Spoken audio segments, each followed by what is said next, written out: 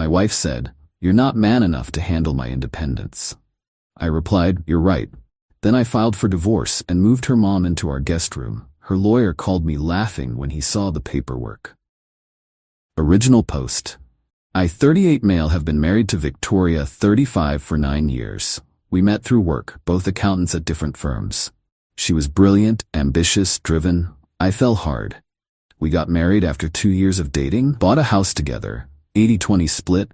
I put down more because I'd been saving longer, had what I thought was a good life. Victoria always talked about independence, financial independence, emotional independence, the whole thing. Cool with me, I'm not controlling. She kept her own accounts, I kept mine. We had one shared account for household expenses. She made good money, about $85 to my $110K. We split bills proportionally. Seemed fair. About 6 months ago, Victoria got a promotion.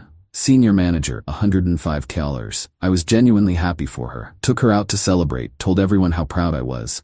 That's when things started changing. First, it was little comments. "I don't need you to pay for dinner anymore. I can handle my own car maintenance. Stop trying to control me with money." I wasn't trying to control anyone. I was literally just being married. Like offering to grab dinner on the way home or reminding her about her oil change. Then came the friends. Victoria started hanging out with this group of divorced women from her yoga class. They called themselves the Phoenix Sisters, women who'd risen from the ashes of marriage. Every Tuesday and Thursday, sometimes Saturdays, they'd go to wine bars and talk about toxic masculinity and financial liberation. 3 months ago, we're at her company party. I'm chatting with her colleague about baseball when I hear Victoria talking to a group of women. Marriage is just legalized oppression. Men can't handle successful women. They need to feel superior. Someone asked about her husband, me. "Oh, he tries. But you can see it bothers him that I'm catching up financially. He keeps trying to provide for me like it's 1952. I'm standing right there, 20 feet away. She knew I could hear. Later in the car, me, "That was pretty harsh, Vic." Her, "Truth hurts?"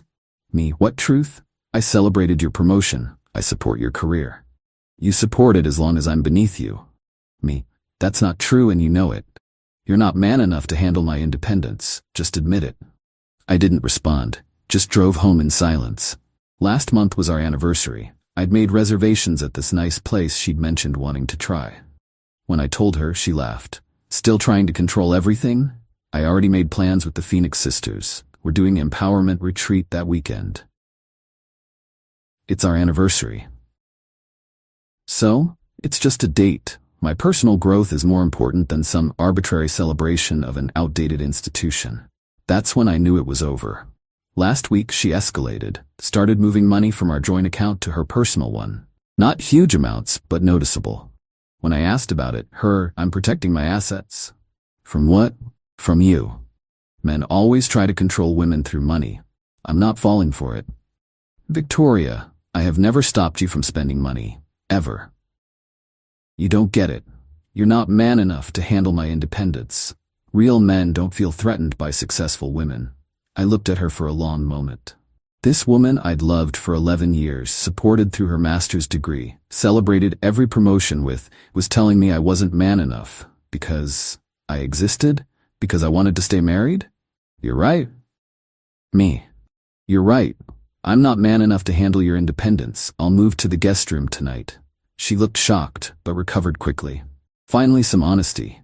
What she didn't know was that I'd already called a divorce lawyer that afternoon. And I had a plan. See, Victoria had forgotten one very important detail about our house. It's not in both our names. It's in mine. Only mine. When we bought it, she had just started her job, and her credit was shot from student loans. The mortgage is solely in my name. She's not on the deed. We'd always said we'd add her later when we refinanced, but never got around to it. And her mom, Dorothy, lovely woman, 68 years old, living on Social Security in a sketchy apartment complex. Victoria always talked about how she should help her mom more, but never did. Too busy with the Phoenix Sisters. So after Victoria went to bed that night, in our bedroom, while I took the guest room like the weak man I was, I called Dorothy. "Hey Dorothy, it's Alex. How would you like to move in with us?" "What?" Is everything okay? Victoria and I are getting divorced, but the house is mine and I have a spare room. You've always been good to me. Rent-free, of course. Oh, honey, I'm so sorry. But are you sure? Already cleared it with my lawyer. You can move in whenever you want. Victoria is going to lose her mind. That's her choice. The next morning, I filed for divorce. Then I helped Dorothy move in that weekend while Victoria was at her empowerment retreat. Monday morning, Victoria came home to find her mother unpacking in the guest room. The explosion was spectacular. Update 1, 1 week later. The last 7 days have been absolutely insane. You wanted drama? Victoria delivered. So after she found her mom in the guest room, Victoria completely lost it. Her. What is my mother doing here? Me. I invited her to move in. She needs a better living situation. You can't just move people into our house. Check the deed. It's my house. And you said I wasn't man enough to handle your independence, so I'm giving you all the independence you want. This is about control. You're trying to manipulate me. Dorothy. Victoria, honey, he's giving me free rent. That's not manipulation. That's kindness. Stay out of this, Mom. Don't talk to me that way. I'm still your mother. Victoria stormed upstairs, and that's when she found the divorce papers I'd left on the bed. The scream could have shattered windows. She came storming back down, papers in hand. Her. You divorcing me? Because I'm successful? Me. I'm divorcing you because you treat me like garbage and openly disrespect our marriage. This is about money. You can't handle that. I make almost as much as you. You make $105K, I make $110, and I have about $400 in investments from before we met. This was never about money. Her face went pale. See, Victoria never knew about my investments. I started investing in my early 20s, lived cheap, built a nice portfolio. Never mentioned it because she was so weird about money and independence. Figured it was my business. Her. You hid money from me? Me? I didn't hide anything. You never asked. You were too busy being independent. I want half. Good luck with that. Premarital assets, already confirmed with my lawyer. Then she tried a different approach. Started crying. Her. Alex, please, we can work this out. I didn't mean those things. You meant every word. And that's okay. You wanted independence, you've got it. Where am I supposed to live? Wherever independent women live. That's not my concern anymore. You're kicking me out? Me. I'm giving you 30 days as required by law. Your lawyer can negotiate details. That's when she called the Phoenix sisters. Within an hour, 5 divorced women were at my house, trying to storm in like some kind of empowerment SWAT team. Phoenix leader? Let's call her Brenda. You can't evict a woman from her own home. It's not her home, she's not on the deed. That's financial abuse. She has her own money, she's independent, remember? Another Phoenix sister. This is why we tell women to protect themselves. Dorothy, maybe if you hadn't filled my daughter's head with toxic nonsense, her marriage wouldn't be ending. And you're supporting this patriarch? This patriarch is giving me free housing while my daughter ignored me for years. So yes. They left after I threatened to call the cops for trespassing. Victoria hired a lawyer the next day, some hotshot feminist attorney who specializes in women's advocacy. Attorney called me Wednesday. Attorney, Mr. Thompson, your behavior constitutes financial and emotional abuse. How? You're weaponizing housing to control my client. I'm giving her 30 days to find a place. That's generous. The house is marital property. The house is in my name only, purchased with my down payment, all payments from my account. She contributed to household expenses. She paid for groceries and utilities. I paid the mortgage, taxes, and insurance. I have all the receipts. We'll see you in court. Looking forward to it. Then my lawyer called me laughing. My lawyer? I just got off the phone with her attorney. And she wants alimony. What? She's claiming she's accustomed to a certain lifestyle, also wants half the house value and half your investments. She makes $105. I know. I literally laughed. Her attorney wasn't amused. Can she get any of that? The house? No, it's premarital. You never added her, and you can prove all payments came from you. The investments? Also premarital. Alimony? She makes too much and the marriage is too short. She'll get some furniture and maybe a small settlement to make this go away. What about Dorothy living here? Completely legal. It's your house, you can have whoever you want as a tenant. Meanwhile, Victoria started her social media campaign, posted about how her narcissistic husband was holding her hostage and using her elderly mother against her. The comments were hilarious, though. Her own friends were confused. Wait, he's giving your mom free housing? Why is that bad? Don't you make good money? I thought you wanted independence. She deleted the posts after an hour. But the best part happened Friday.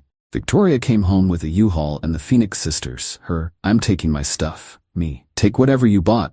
I have receipts for everything else. I bought that couch. Receipt shows I bought it. Wanna see? She tried to take the TV. Also mine. Receipts in my filing cabinet. The bed? Me, mine. Bought it before we met.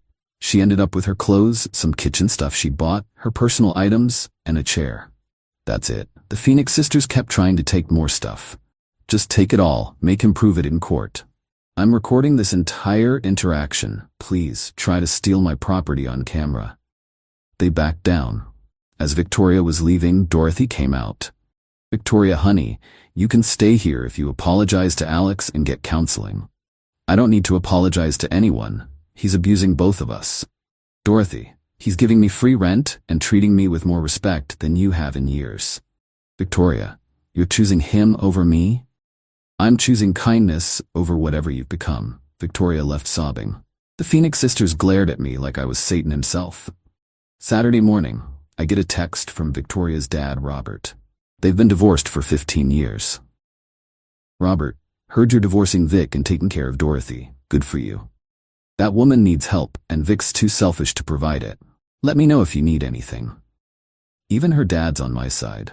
This morning, Victoria tried a new approach. Showed up alone, dressed nice, makeup done. Her, can we talk? About? I may have overreacted. The Phoenix sisters have been influencing me. And, maybe we can work this out? I'll go to counseling? No, I'll quit seeing them? Don't care who you see. I love you, no you don't. You love the lifestyle I provided while you played independent woman. Her, that's not fair. You told a room full of people I wasn't man enough for you. That's what's not fair. I'll tell everyone I was wrong. Too late. She left crying again. Dorothy watched from the window. Dorothy, you know I love my daughter, but she needed this wake-up call. Think she'll learn? Probably not, but maybe. Tomorrow's the first divorce mediation. This should be fun. Update 2 weeks later. Mediation was a disaster. In the best possible way. We met at James's office. Victoria brought her attorney Rebecca, the feminist advocate, and, I kid you not, 2 Phoenix sisters for emotional support. They had to wait outside but made sure to glare at me through the glass door. Rebecca started strong.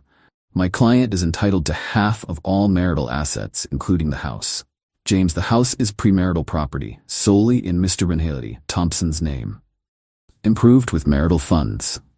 Here are 5 years of bank statements showing all mortgage payments, insurance, taxes, and improvements came from Mr. Thompson's personal account. My client contributed to household expenses. She paid for groceries and utilities, totaling approximately $1,500 monthly. Mr. Thompson paid $3,200 monthly for mortgage and house-related expenses. If anything, she owes him rent. Victoria, rent? I'm his wife. Technically, you're his soon-to-be ex-wife who lived in his property rent-free for 5 years. Rebecca tried another angle. We want alimony. James actually snorted. Your client makes $105,000 annually. She's accustomed to a certain lifestyle. What lifestyle? According to these credit card statements, she spends most of her money on wine bars, yoga classes, and empowerment retreats. Mr. Thompson paid for all vacations, major purchases, and home expenses. Victoria, this is financial abuse. You literally told me I wasn't man enough to handle your independence. Now you want my money? My client was emotional when she said that. She was sober at her company party when she told everyone I was threatened by successful women. James pulled out his laptop. Actually, I have something interesting. Mr. Thompson's neighbor sent him Ring doorbell footage from 3 months ago. He played a video of Victoria in our driveway on the phone. Girl, I'm going to divorce him as soon as I hit senior director. Just another year or two. I'll get half his stuff and finally be free. These Phoenix sisters know what they're talking about. Men are just walking ATMs. Victoria's face went white. Rebecca, that's taken out of context. What context makes that better? I was just venting. So was I when I filed for divorce. Then came the asset division. Victoria's list of demands was insane. Half the house value, $300K. Half my investments, $200K. The car, which is also in my name, alimony, $2K a month. Her attorney fees, $15K so far. James's counteroffer, her personal belongings already taken, her car already hers, $10K settlement. No alimony, each pays own attorney. Rebecca, that's insulting. James, it's generous. We could argue she owes Mr. Thompson back rent. Victoria, I want my mother out of that house. She's my tenant now, perfectly legal. She's my mother, who you ignored for years while she lived in a dangerous neighborhood. Dorothy chose that moment to text Victoria, stop embarrassing yourself. Alex has taken me to lunch at that Italian place you never had time to take me to. Victoria screamed and threw her phone across the table. Rebecca, we need a recess. During the break, I overheard Rebecca in the hallway. Victoria, you have no case. Take the settlement. Victoria, those Phoenix sisters said I could take him for everything. The Phoenix sisters aren't lawyers, and frankly, they're idiots. When we reconvened, Victoria tried tears again. Her Alex, please, I made mistakes, but don't you remember the good times? I remember you telling me I wasn't a real man. I didn't mean it. Which time? The 1st, the 5th, the 20th. Her, you're being cruel. Me, I'm being independent. Isn't that what you wanted? Finally, Rebecca made a new offer. $25 settlement, clean divorce, done in 60 days. James looked at me. I shook my head. Me original offer stands, $10K, that's it. Victoria, I'll go to trial. Great. We'll subpoena your Phoenix sisters, play that ring footage in court, and show the judge your social media posts about marriage being legalized oppression. How do you think that'll go? Rebecca whispered urgently to Victoria. After 5 minutes, Rebecca, we'll take the $10. Papers were signed. Victoria was officially served with eviction notice, 30 days from filing, so 2 more weeks left. But Victoria wasn't done. That night, she showed up drunk with Brenda and 2 other Phoenix sisters. You ruined my life? Me. You ruined your own life. You're a typical man, threatened by female power. Honey, you're drunk. Go home. You betrayed me, Mom. You betrayed yourself and your marriage, and me for years. I was busy. I was building my career. You were drinking wine with bitter divorced women who convinced you to destroy your marriage. Phoenix sister number 2, we liberated her. You turned her into a bitter, selfish person who treats everyone like garbage. Victoria, I'm independent and single. Congratulations. She tried to charge at me but tripped on the lawn and face planted. The Phoenix sisters had to carry her to Brenda's car. The next day I got a call from Victoria's boss. Alex? It's Paul. I heard about the divorce. I'm sorry. Thanks, Paul. Listen, this is awkward, but Victoria's been having some issues at work, telling female colleagues they're slaves to the patriarchy if they're happily married. HR's involved. Me, that tracks. Between you and me, she might want to focus on finding a new job rather than fighting you in court. Thanks for the heads up. That afternoon, Dorothy and I were having coffee when she said something that hit hard. You know, I always hoped Victoria would find a good man like you. Someone stable, kind, supportive. But somewhere along the line, she decided that being loved was the same as being controlled. Me, when did she change? When she met those Phoenix women. They're all bitter about their own divorces and want everyone else to be miserable too. Misery loves company. Why didn't she help you more, financially? She said helping me would make me dependent and that I needed to be empowered. Meanwhile, she spent $500 a month on yoga and wine. That's cold. That's Victoria now. But thank you for this. I haven't felt safe in years. Your family, divorce doesn't change that. She teared up and hugged me. This morning, Victoria sent one last desperate text. If you let me come back, I'll sign a postnup giving up claims to everything. Please, I have nowhere to go. Meet Brenda has a spare room. Very empowering, I'm sure. She wants $1,500 a month. Sounds like a personal problem. You're enjoying this. I'm enjoying my independence. She stopped responding after that. Final update, 1 month later. The divorce was finalized last week. Victoria fought until literally the last second, but ultimately had no leverage. Here's how it all shook out.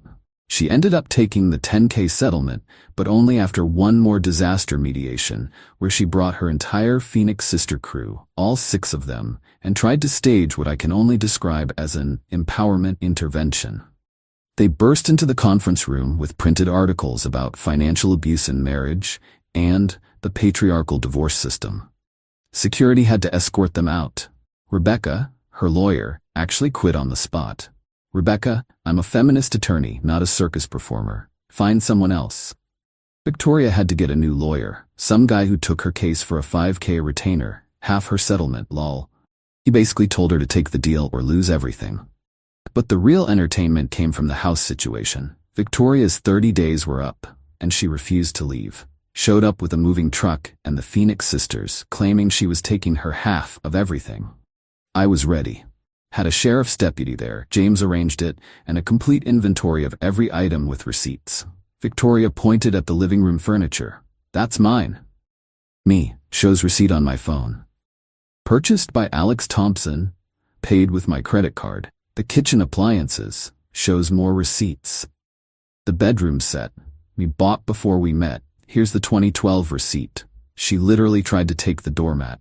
Me $12.99, Target, my debit card. The Phoenix sisters were getting increasingly angry. Brenda, this is systematic oppression. Deputy ma'am, it's systematic documentation. He owns everything. Phoenix sister 3, we should call the news. Dorothy in the porch. Please do. I'd love to tell them how my daughter abandoned me while spending thousands on wine and yoga. They ended up leaving with nothing new, just the clothes and personal items Victoria already had. But here's where it gets really good. Remember Paul calling about Victoria's job issues? Yeah, she got fired.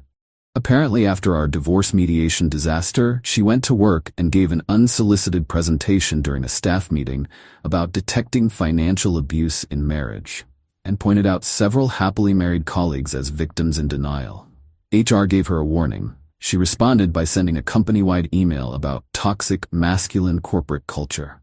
They fired her that afternoon. So now Victoria had no job, no house, $5,000 left from settlement after paying her lawyer, rapidly dwindling savings.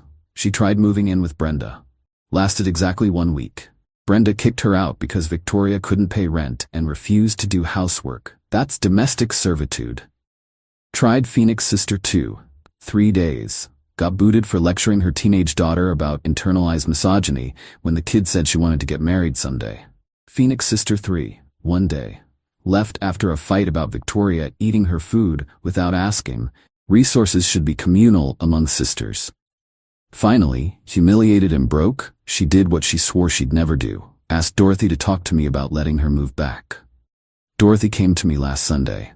Dorothy, she's desperate, Alex. And nothing. I told her she made her bed, but I wanted you to know she asked. What's she doing now? Dorothy, living with some cousin 2 hours away. Working at a call center. Posting inspirational quotes about rising from ashes on Facebook. The phoenix rises again? More like a damp pigeon at this point. We both laughed. But the best part? The Phoenix sisters have completely abandoned her.